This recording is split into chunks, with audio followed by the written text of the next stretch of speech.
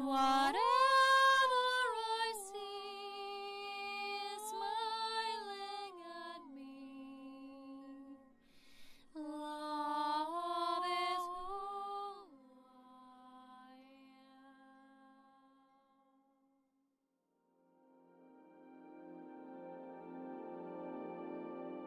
So welcome to the second part of the video series about the amplification process and how our bodies are being impacted, and of course how our bodies are being uplifted and how we can regenerate within our bodies once we have this knowledge, this easy understanding of embodied ascension. So I have notes here, of course, to not forget anything. So I want to first come back to what I've shared in the first part about the sovereignty in the physical. So I call this the physical sovereignty. It's not just, it's the soul sovereignty transferred into physical form within the basic energy mastery for living our wholeness, but also to not impact our reality and our bodies, because everything we even say vibrationally has an impact on our cells and how the cells communicate within each other, and all of that. But it's this responsibility that we hold for the sovereignty at the soul level once we transfer it or carry it into our human experience and recognize that we're just as equally responsible in the physical as we are in the inner planes or the inner realms of the soul, because there's no more separation between the two. So to be a sovereign in the physical means to hold or to wear our ka, which is of course our light body. So that's why embodiment is so important, because in this level, no one or one thing or one entity can take our light away by, I don't know, it's like swaying it or, like sucking it or whatever people are talking about. When we embody our light, there is absolutely no chance once we become aware of our body. So a lot of people who have been negating the physical body or the aspect that we call the physicality of the soul experience, they've been in a way impacted by what we call the different entities, especially entities that feed on fear and a lower emotion or lower stimulation, a lot of times through energy that's very, very evil, even, in such terms, like energy of violence, of rape, of violation that goes against the expression of our human will or free will. So when this is perceived as people who say my soul is up there in the heavens, I'm this physical human sinner, or people who even worse believe there is no such thing, you just die and that's it, there is no reincarnation, or there's no afterlife and there is no existence beyond this physicality. So we give our power away. So instead of wearing our ka and starting to embody our light body, which looks kind of like this, right? If we know the structure of our polarities expressed through our light body, as in this, what we call the star Merkaba, the Star of David. Whereas we say, well, that's this divinity somewhere up there, and we always perceive like this fragmented or bombarded with energy kind of affiliation that we have.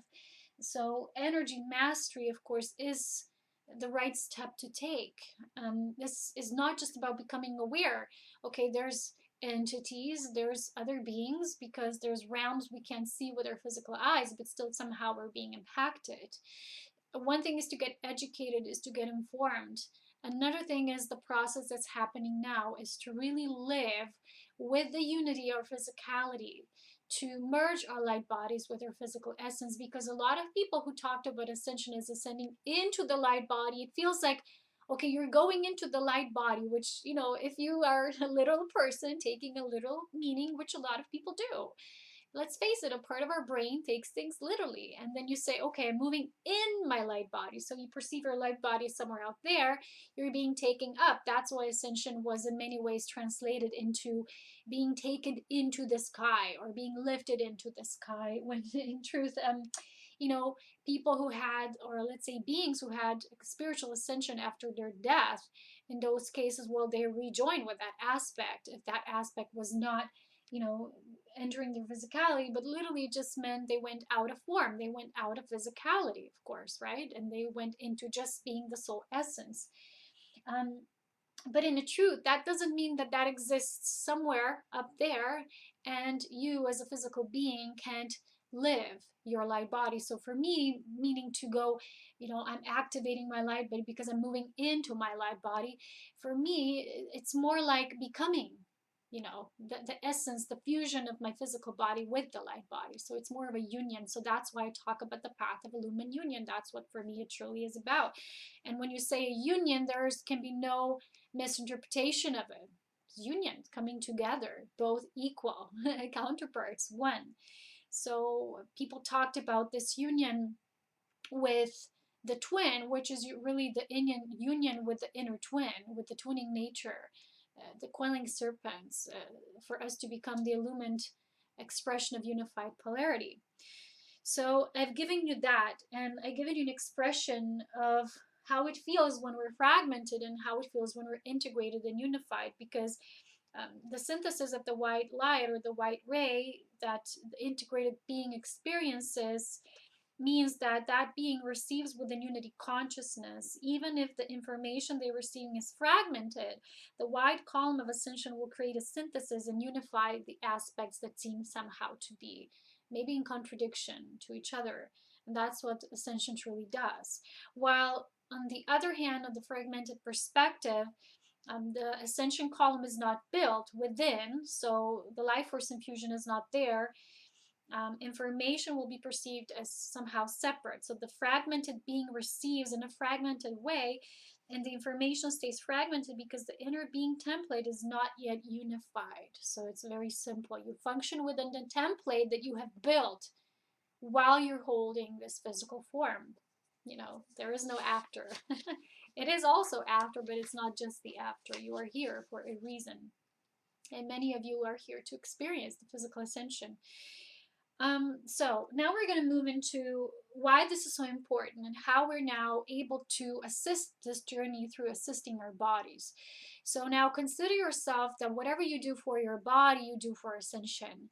Because a lot of people who feed only on the mental understanding of ascension, while somehow still negating an aspect of their body, even if it's just a tiny part that's still there somewhere, is perceived as a fragment, it hasn't returned into wholeness of the one. So you can't experience unity consciousness within everything. You experience it partially. And for me, well, it's not unity when it's partial is not, So how can we assist the body so that it can become the ultimate, vehicle for this expression?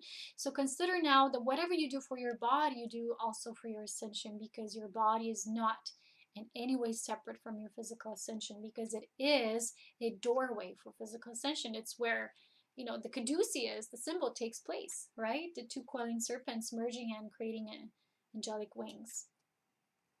So the first thing is anchoring light, grounding. So beings, individuals who are not grounded, they can't do very much for themselves nor for this planet, because the energy can move through. You can't act as a facilitator for that energy. So in any way, it's almost like you can't help another person if you're not grounded within your light. It's very similar. And when you translate it to a wider level, you can't do much for the planet when you're constantly living as an ungrounded being. Regardless of how much knowledge you have, of ascension, if you're not working physically with the body, and in many ways, and that knowledge presents itself through the law of goddess alchemy, which is the return to the physical embodiment, to our physical bodies, then you will not understand what this anchoring light process means. When you had this experience at least once in your life, how different you felt before anchoring energy or after anchoring energy, you will know what I'm talking about. And I made a video maybe a month or so ago, which talked about this anchoring process, and that starting from this year forward, those of you on this path, you're not going to be able to hold form anymore and staying balanced. I mean, you're still holding form because your consciousness holds it for you, but your human tendencies need to move towards really understanding body sustenance, so that not only your spirit or your consciousness holds form, so therefore it exists, but the human now is ready to take responsibility of holding form as well, because there's this union process yet again. So the importance of tending to our bodies, especially from this year, because here I have this message that this is the year to completely experience the soul merge, those of you who are ready, with the body, and move into feeling the body, almost like you're no longer separate from the body, you know, and the pain will cause, and many times, like I said, the initiation of where maybe there's still an aspect that perceives, oh, I don't want to be in this body. And then you move deeper into it, you will see, union is there. Union is the solution. And it is to feel how it is to be a divine human being in physical form in this human flesh embodiment. So the anchoring of light, right? We say, okay, we got that check. Regular daily attunements, and it's not just okay. You say, I'm going out, I'm walking bare feet. If you're somewhere that you can do that, I can do it now in the snow. Well, there's people who do that, but it's not. I'm not one of those people. But anyways, that's one aspect. But it's very potentialized when you literally consciously move the energy, and that's a whole new world that opens up for you. Just consciously pulling the energy, drawing it through your body. I mean, miracles. We're going to do a representation of this exercise at the end that I was shown as the most crucial one at this time to really anchor the energy, even to start your intention during the day, even if you don't do much exercise, but it's still very important to do that. So before we get there, there's still a lot of things to check here on the list. One thing I was writing down is the importance of stretching, because a body that's constantly stretching is a representation of consciousness that's constantly expanding. Again, our minds are expanding, which means we're ready to receive more consciousness into our physicality. So stretching is very relaxing for the body. It helps when you have pains, aches. It doesn't have to be heavy exercise. You have to know when to do one thing, when to do next thing. Because sometimes when energy is really intense, it will help to do a very stimulated exercise. I mean, not overreacting with it, but it will really be helpful. With other times, it won't feel as good. It will just create more energetic depletion. So you're going to have to do it very intuitively. So stretching is important because people talk about it from the physical perspective, who say it gives muscles their toning or tonus. From the perspective of the embodied ascension, it's that the body is, it's like you are informing your muscles. When you're stretching the body, the muscles are being informed of how, you know, you can stretch out. And when they're being informed, the way you move, your movement, your physical mimicking of your spirit will have a greater depth or perception of tuning into becoming more hypersensitive in a good way, which means people who hold a lot of patterns and they're being very desensitized, they're actually very, it's almost like being very dense in their bodies, but having like knots. And when you start stretching the body, it's almost like, oh, you stretch your body, you stretch the mind. It's an equalization process. It has to be both. But it's very important from that perspective, so we check that off the list.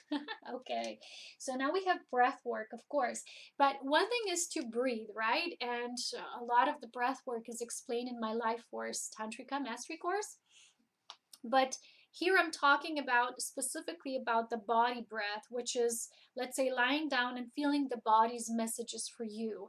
And if you have a certain area in your life that needs more life force, imagine breathing exactly into that point. I like this exercise if I have, especially here on this point. I can't always press it myself, but someone presses it for you into the point of the, it's like the verge when you feel pain. And then it keeps for a few seconds the pressure till you really feel the pain. And then you will slowly, when you feel like, I can't take it anymore, but then breathe into it, you will feel the pain will start to dissolve, which means it won't be contracted or densified in one point only.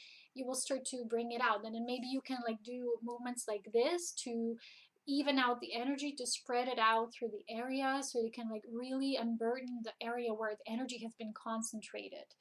So the body breath is a focused breath into a specific area. Well, we also know such a thing as cellular breathing, which is when you imagine that you're really breathing quickly and refueling, regenerating your cells. I've recently started, I'll talk later about my practice, but Yeah, breathing into body points. We can check that.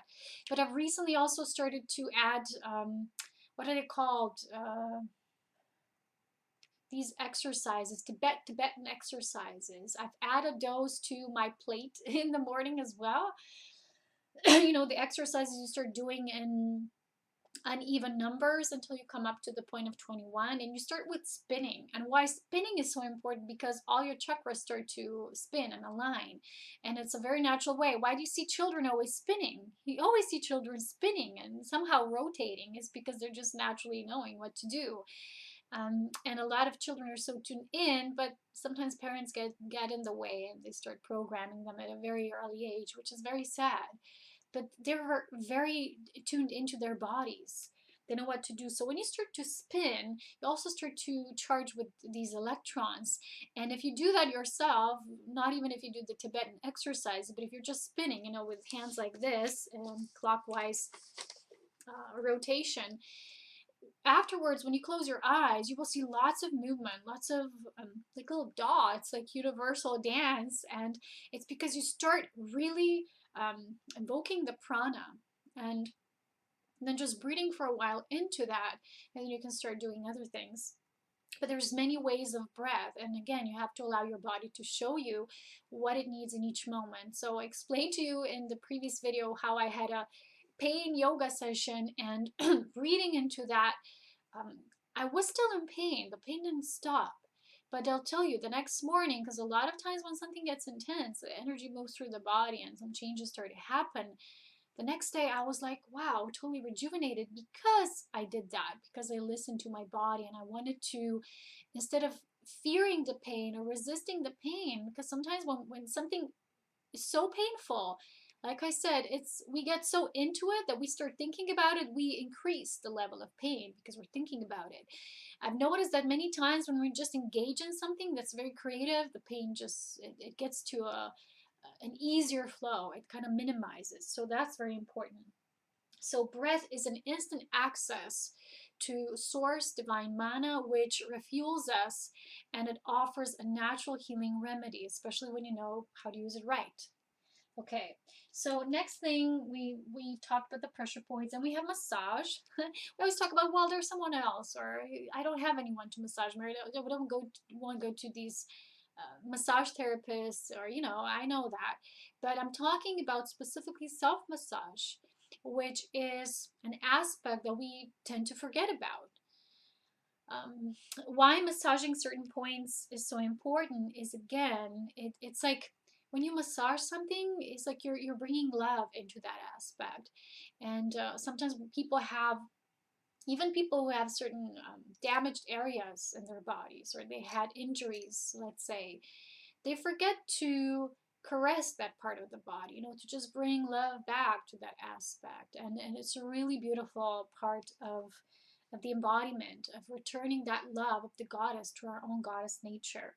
Okay, now we've talked before about activating the points of pain, so we're not going to talk about that again. It was about the pain that either way represents a built up or trapped energy that needs to be freed. And in many cases, like I said, it also part of that wiring system that's being altered because of that process.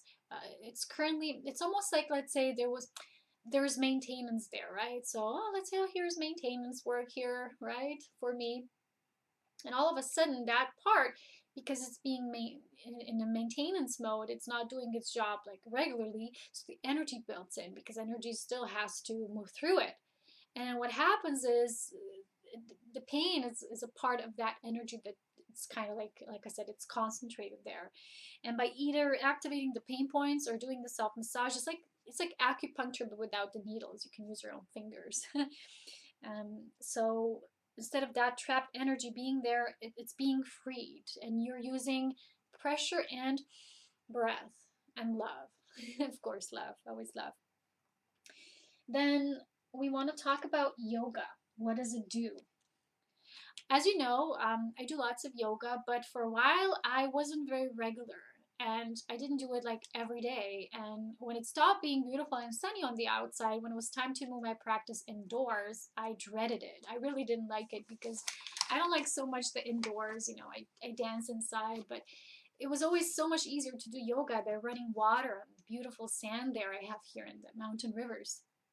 And during this process that I had for these 3 months, first I really had to rest and I was guided to rest, but then suddenly I had this message to impulse my body again. It's like start pulsing life back into it, start waking the body up. Now it's time.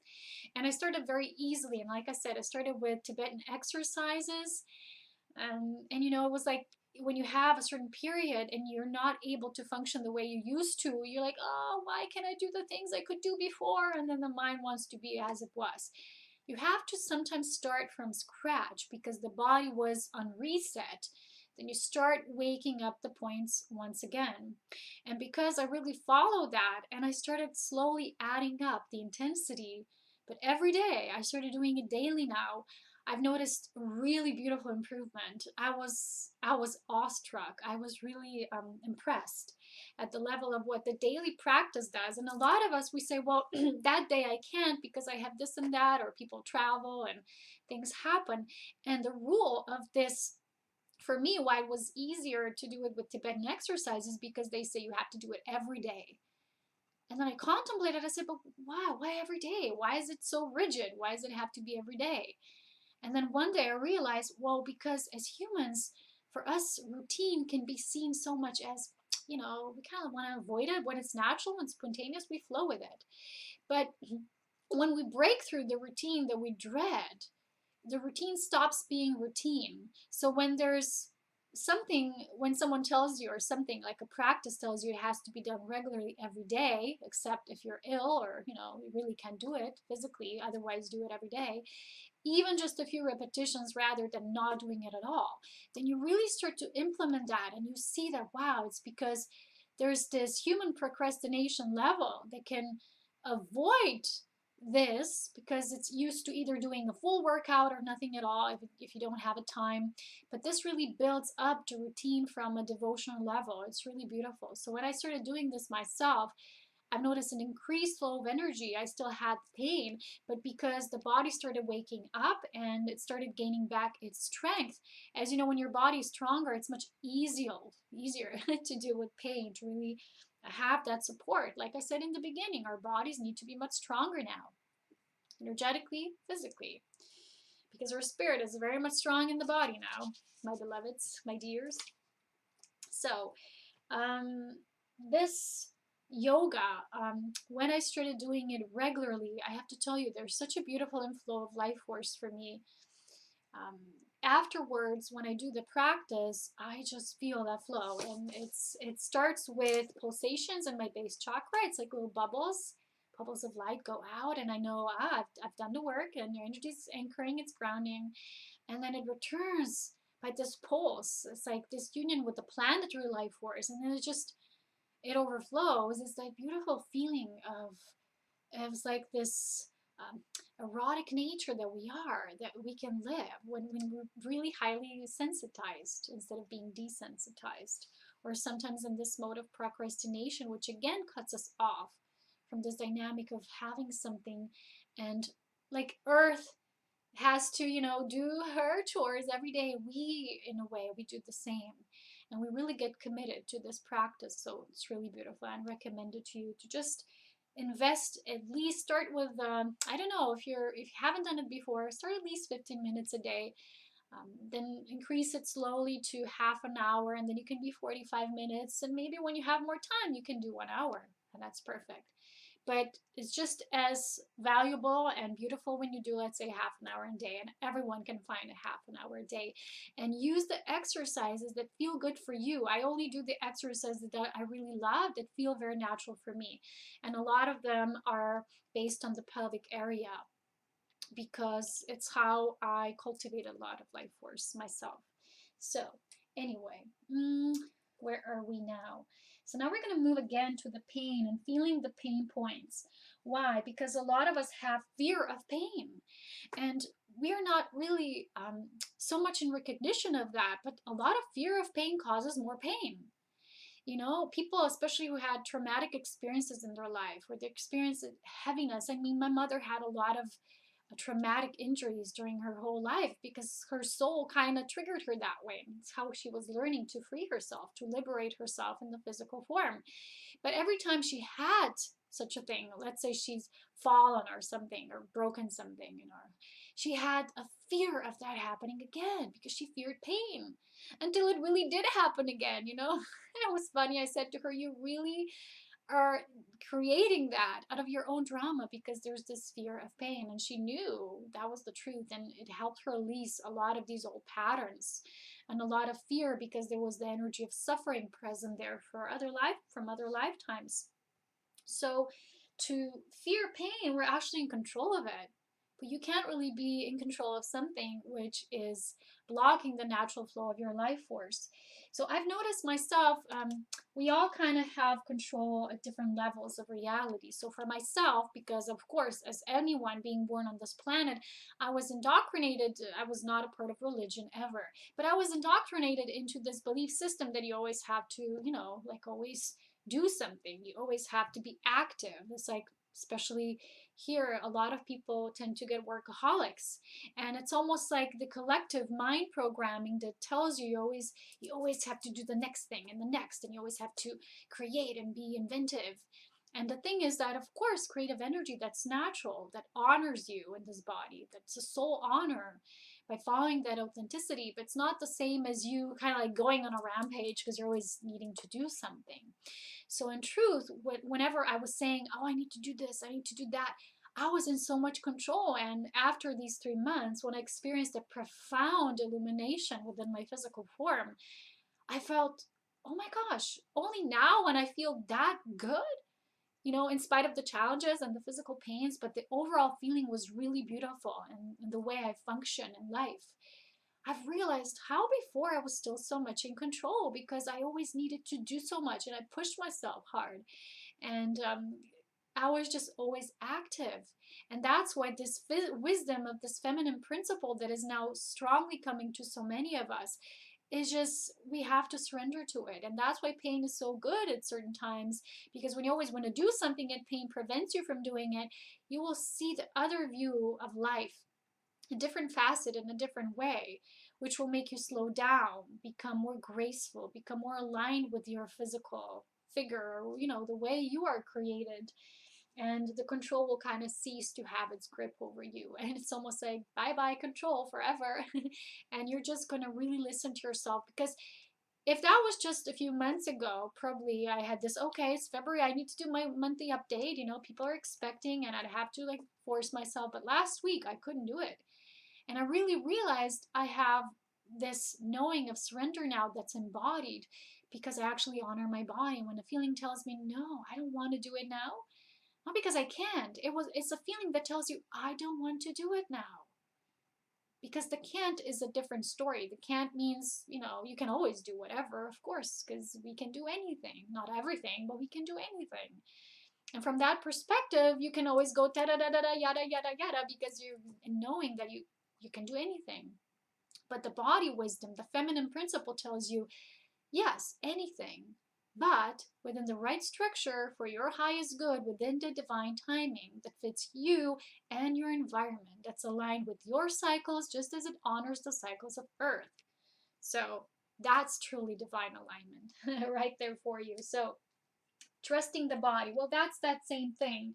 When you break through that control, that grip, trusting your body will become a very natural attunement for you. And a lot of it will go through feeling through the things that are not just beautiful and gorgeous, but also sometimes feeling through pain.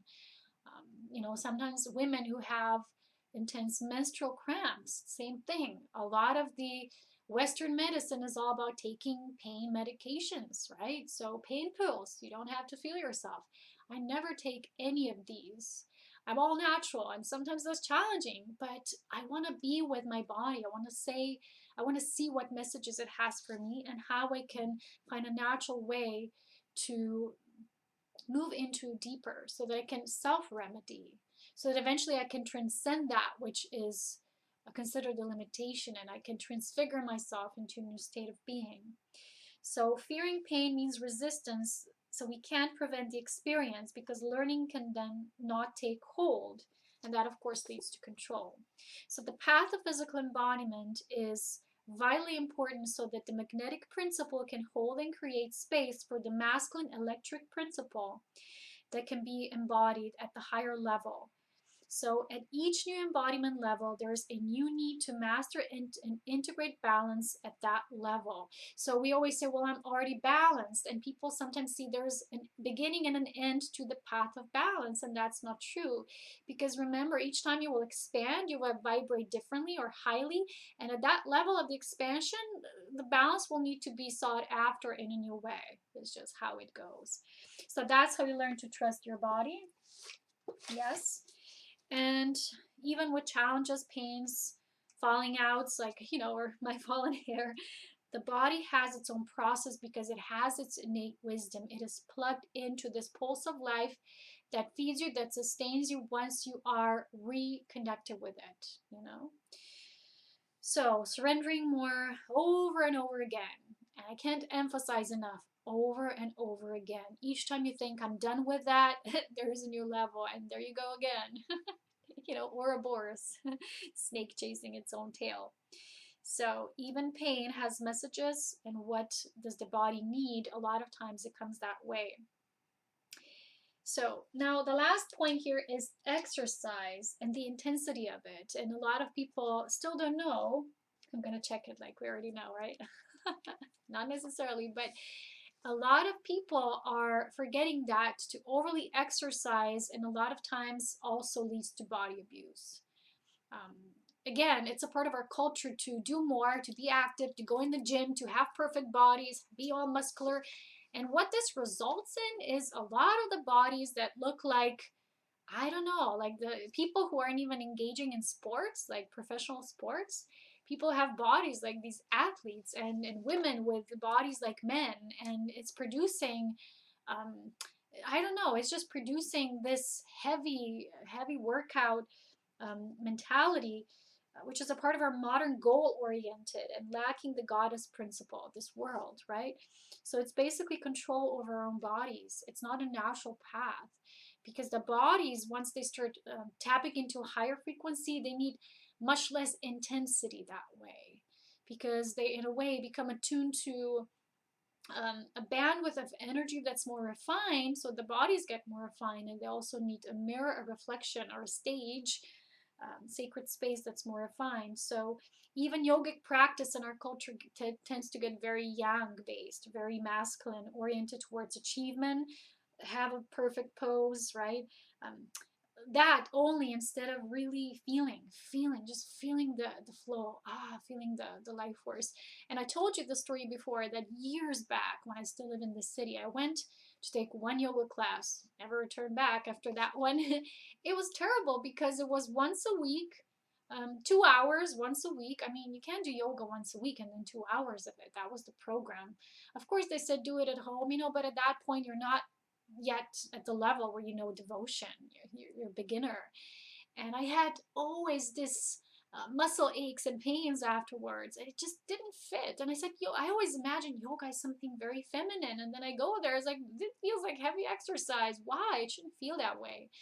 And then you look sometimes at these videos or the old Indian masters, because Indian culture is based on people doing that from a very young age, and it's very natural for them. So now you can't have people who start maybe taking a yoga class at age 30, maybe some people even older, and now you start this exercise routine that's very not natural. So I love this implementation of the Tibetan exercises, which tell you start with 3 repetitions and then slowly build up each week, and then see if you can increase the number next week or not. Go with your own intuitive flow. It's a more gentle approach. Okay. So it's very important to feel what is it to be a divine being in human form, instead of being this robot that is oriented towards body perfection, because a healthy body image or self-esteem has nothing to do with an ascended, a transfigured body that has stepped into a refined frequency, and a lot of people forget that. So yeah, it's very important for us to hold the movement, hold the feeling, let's say you're holding a pose, or maybe you're prone more to a flow yoga or more towards dance, but it's important that you feel what you're doing. Not like there's random moves you're doing and it has to feel. So the exercise itself has to mimic the patterns of perfection, not the distorted quality of reaching a goal and an image that's again mentally programmed into our psyche. So again, I'm going to put it a double star. You know, we're getting points, we're getting grades, and we're getting double stars, double A's. Okay, so to make it less serious, the last thing I want to talk about is putting frequency into the workout. So this last thing I was shown during my practices, you know, every time you do any kind of workout, whether it's yoga, whatever else you're doing, it's always highly recommended, and I didn't always do that before, but now I do. You lie down in this dead man asana or pose when you're really just like very comfortably stretched, but you know, falling naturally. I remember again in that yoga class years ago, you know, I was like lying in the dead man pose, and these women who were the teachers like always correcting me, and I had more like this, and like, can't I even lie down like a dead man in the natural way? It's like, no, they had to correct you there as well, and it felt impulsed in a wrong way, because your body has to be impulsed from within. And I get it, some people need to kind of be guided into that way, but there are certain things your body has to learn to do naturally, and that impulse comes from within you. And there's not a lot of, I guess, teachers who know how to do that in a very organic way. I know there's probably beautiful teachers, but also there's some who don't have that innate knowing, so how can they pass it on to others? Anyway, so this practice is very simple, and if you're not doing any exercise, you can still do at least that. Just lie down on the floor, and what you do is for a while you're just breathing, you know, with the in-breath, belly goes out, and then you expand it, contract it, put the breath out. And when you again breathe in, imagine the breath returning to you, and at a certain point, what you will do is you will set a vibrational encodement for your body. So at a certain stage where you feel you have generated enough of flow of breath, upon the out breath, you will either do an om sound or a humming sound, like just like and just send it down in your perineum area or your inner womb if you're a woman. So this is a vibrational alignment, and it actually creates a resonance that you are, through your breath, you're receiving from the alignment with the light body, and then you're sending it in the physicality, because again, it's a union process, you're fully merged, and into the womb area or the perineum and your area, you're anchoring this sound. So you're bringing forth the sound of creation, the sound of your being, and into your womb, which is an aspect that holds the center for everything you're going to create. As already I'm talking about it, I'm feeling the energy. It's magnificent how it works. I don't know how, but it does. So anyway, it's very simple, but it has profound results, because afterwards you might feel very stimulated.